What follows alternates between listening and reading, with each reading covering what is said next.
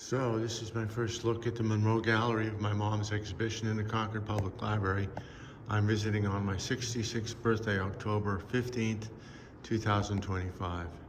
I'm going to do a little virtual walkthrough here. As I turn the corner to the left of the entrance,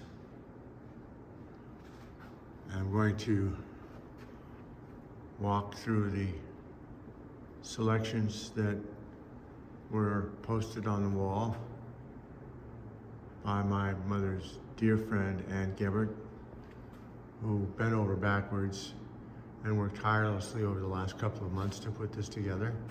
So many thanks to Ann. As we can see, we've got some lichens that have started out the show and some paintings of lichens, along with some pages of her journals and her sketch work.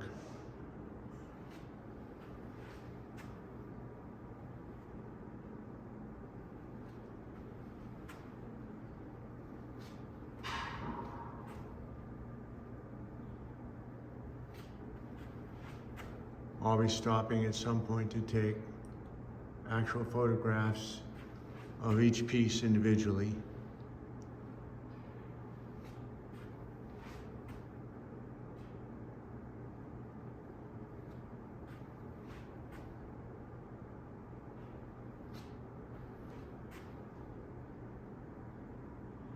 Anne was nice enough to put labels and descriptors of each of these pieces, as well as this lovely poster to promote the event.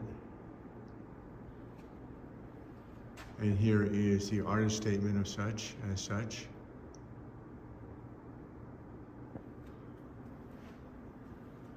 As we move along to some of the watercolors,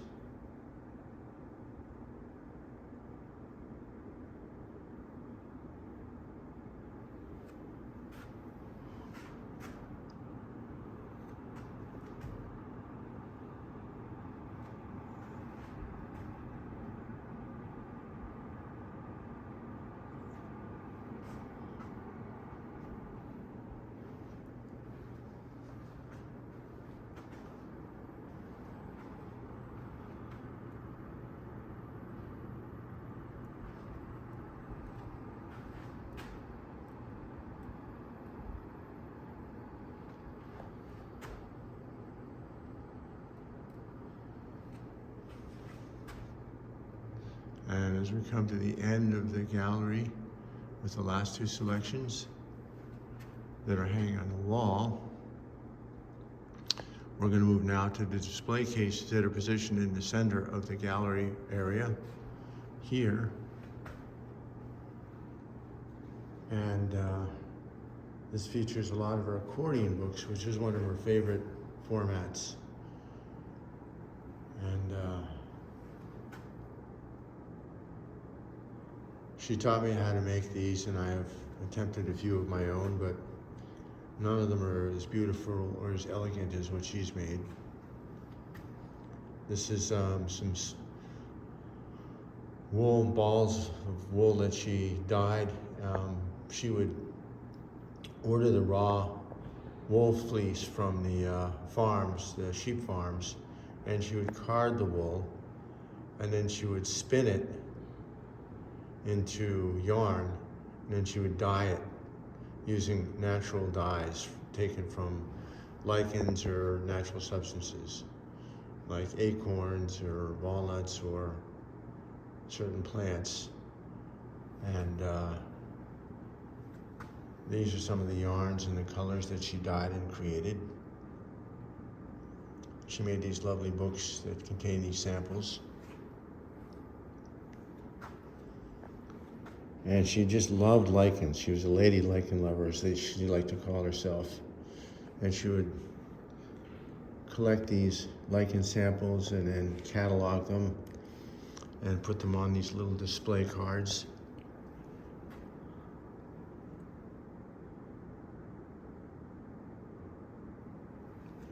And here's some more of the accordion books, where she would just take little leaves and plants from the natural world and glue them to these cards with little descriptors. And sometimes she'd even put them in boxes like this. And these are all handmade and one of a kind and completely unique.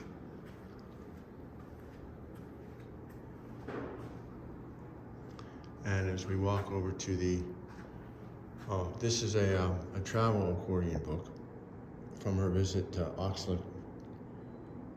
Oaxaca, Mexico. And in her trip to the Virgin Islands, she has a library of handmade books that are essentially travel logs. As she traveled, she would document her trips with these handmade books that contain page after page of her paintings, her descriptions, her samples, her photographs, in sort of a mixed media format. And looking through them, you would get a wonderful sense of what she saw and what she thought and what she felt. And this is the second display case here with some more samples of her books. Every bit as impressive and beautiful as the framed works hanging on the wall.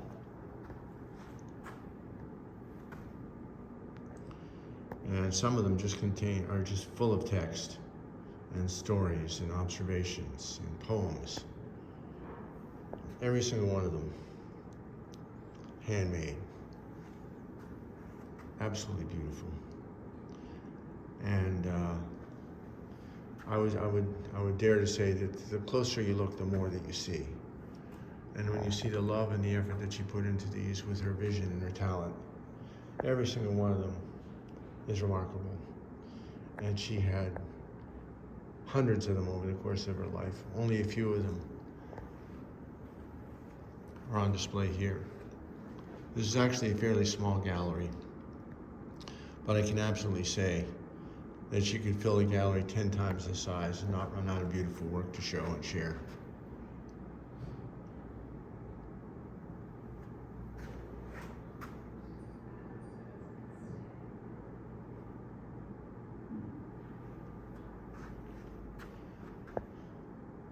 And on one of the small display screens here, we see some of her work that's simply displayed in slideshow format.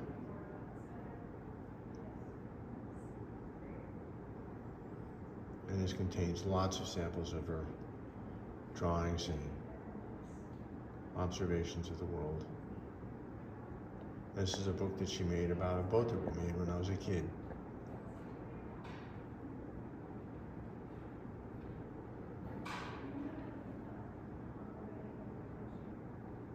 And we did. We built a boat from scratch that was seaworthy, and we built it in our backyard, and we took it up to Maine.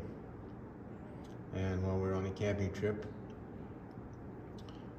we put it into the water, and sure enough, it was seaworthy, and we would paddle around in it. We even made the paddle from scratch. And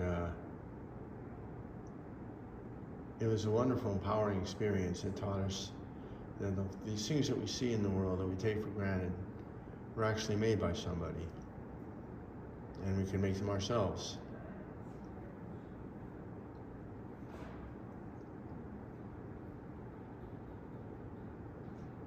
And we would paddle around, and it was so great.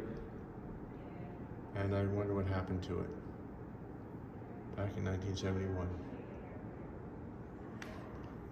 So now as we come to the end of this 10-minute virtual tour of the library gallery exhibit at the Monroe Gallery, I'm going to zoom out and show you the entire gallery at a glance here.